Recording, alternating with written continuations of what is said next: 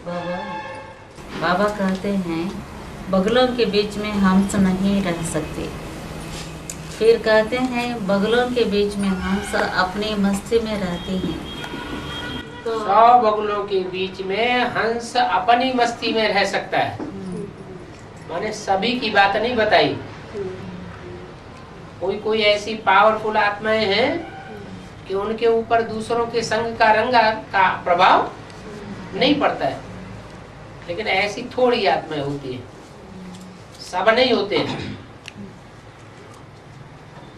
पक्का हंस बन जावे तो फिर कोई की परवाह करेगा नहीं। एक शिव बाबा दूसरा न कोई।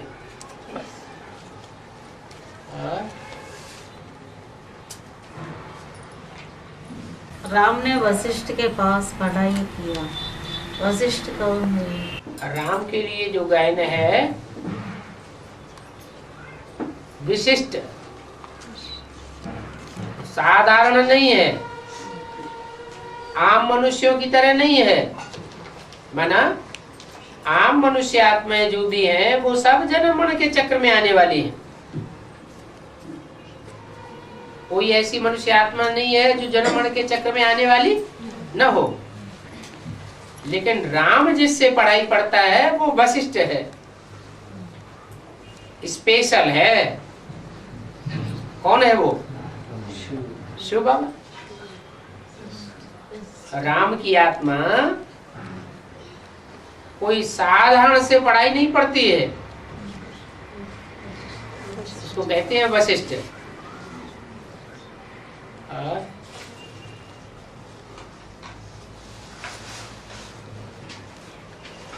बाबा दिल्ली की सुधारना पूरा भारत का सुधार।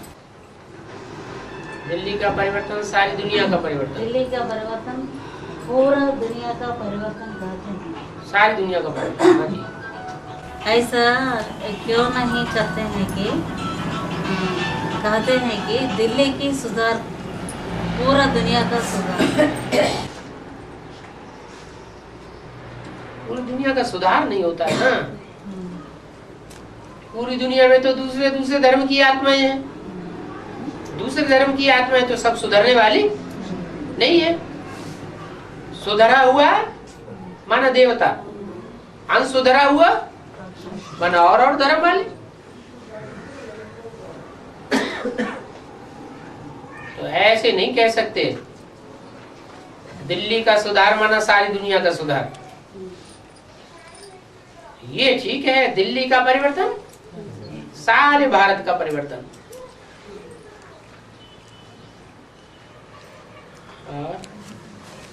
बाबा साक्षी दृष्टा बनना अच्छा है या सच्चा रिपोर्ट देना है करके बाबा बोलते हैं ना। दोनों में से कौन सा अच्छा है? साक्षी दृष्टा का मतलब ये नहीं है कि बस हम देखते रहें और प्रतिक्रिया कुछ भी न करें, जो होता है सो होने दो। साक्षी दृष्टा का मतलब ये है कि हमने जो कुछ देखा, जो कुछ भी सुना, उससे हम प्रभावित न हो। जो भी देखा, जो भी सुना, वो सब लिया और बाप को दे दिया। हमारी जिम्मेवारी खत्म। बाप जाने, बाप का काम जाने। अगर प्रभावित होते हैं तो उसको साक्षी दृष्टा नहीं कहेंगे। अगर रिपोर्ट ना देंगे तो भी पाप चढ़ता है क्या? बिल्कुल चढ़ता है। फिर साक्षी दृष्टा कैसे रह पाएंगे? फिर तो जैसे कि जिम्मेवारी हमने अपने ऊपर ले ली। पाप को देखेंगे, पाप को सुनेंगे तो सुनने और देखने वाले के ऊपर भी पाप चढ़ता है। इसलिए जो कुछ भी देखा उसका सारा पोता मिल बाप को दे देना चाहिए और खुद साक्षी दृष्टा हो जाना। नहीं तो कोई कोई बातें फिर बार बार याद आती रहेंगी। पाप की याद आवेगी तो अंत मते सुगते हो जाएगी। बाबा जी, हाँ जी। ये आंध्र में, ये अनंतपुर जिले में मडकशिरा नामक एक शहर है, एक जिला। उस जिले के पास हेमावती नामक एक गांव है। वहाँ पर एक मंदिर है। उस मंदिर में 110 शिवलिंग है। पहले वहाँ पर एक मूर्ति को बनाकर मानव आकार में पूजा करते थे। उस मंदिर को यादगार क्या है?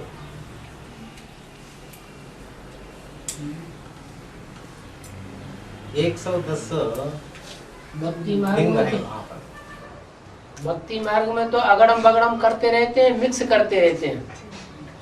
उसका टेम्पल का नाम ओरिजिनल किसी ने बनाया होगा 108 लिंग, बाद में किसी ने 2 और जोड़ दिए तो 110 हो गए।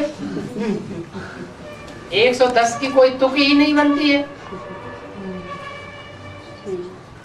108 लिंग जो हैं उनकी तो तुक बनती है कि हाँ उन्होंने अपने को शालिग्राम बनाया, निराकारी स्टेज में स्थिर किया। बाकी 2 कहां से आ गए? इसका मतलब है 2 और बाद में ऐड किए गए।